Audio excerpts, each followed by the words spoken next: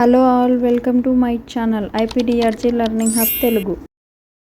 Medical coding అంటే ఏంటి?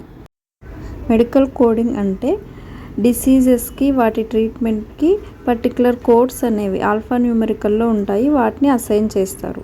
Like ఒక్కొక్క డిసీజ్కి ఒక్కొక్క కోడ్ ఉంటుంది. అలాగే ట్రీట్మెంట్, సర్జరీస్ ఏవి జరిగినా వాటికి సంబంధించిన కోడ్స్ని అసైన్ చేస్తారనమాట. దాన్నే మెడికల్ కోడింగ్ అని చెప్పుకుంటాం.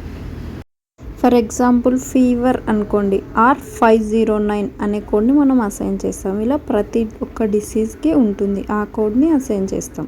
ఈ కోడ్స్ని ఎలా అసైన్ చేస్తామంటే ICD-10 CM, CPT, HCPCS and ICD-10 PCS అనే బుక్స్ని యూజ్ చేసుకొని మనము కోడ్స్ని అసైన్ చేయొచ్చు. ICD-10 CM అంటే international classification of diseases 10th revision clinical modification.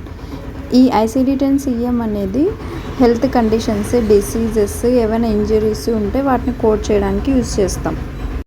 CPT అంటే కరెంట్ ప్రొసీజరల్ టర్మినాలజీ. దీన్ని యూజ్ చేసి సర్జరీస్ ప్రొసీజర్ కోడ్స్ అసైన్ చేస్తారు. HCPCS అంటే health care common procedural coding system. దీన్ని యూజ్ చేసుకొని మనము ఎక్విప్మెంట్స్, సప్లీస్ ఏవేవి ఉన్నాయో వాటికి కోడ్స్ అనేవి అసైన్ చేయొచ్చు.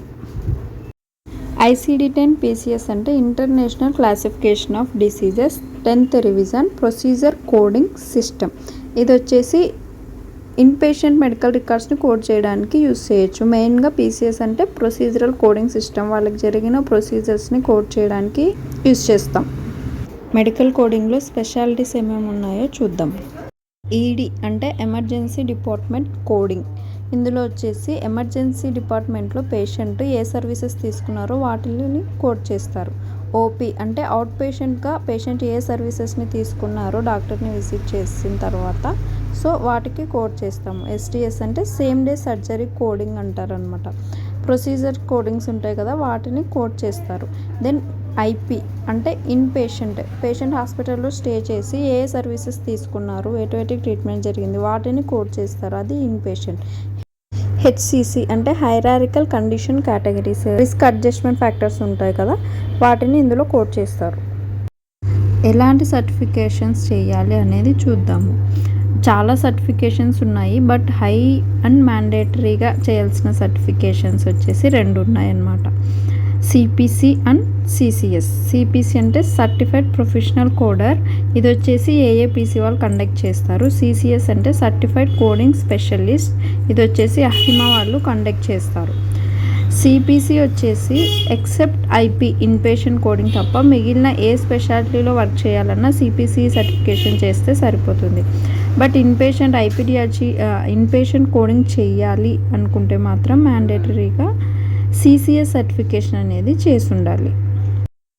వీటికి ఎడ్యుకేషన్ క్వాలిఫికేషన్ ఏంటి అంటే సైన్స్ బ్యాక్గ్రౌండ్లో ఏ గ్రాడ్యుయేషన్ చేసినా కూడా వాళ్ళందరూ ఎలిజిబులే. మన ఇండియా వరకు చెప్తున్నాను నేను. What is IPDRG? IP అంటేనే ఒక పేషెంట్ మోర్ దాన్ 24 hours కన్నా హాస్పిటల్లో స్టే చేస్తున్నారంటే వాళ్ళని మనము ఇన్పేషెంట్గా కన్సిడర్ చేయొచ్చు.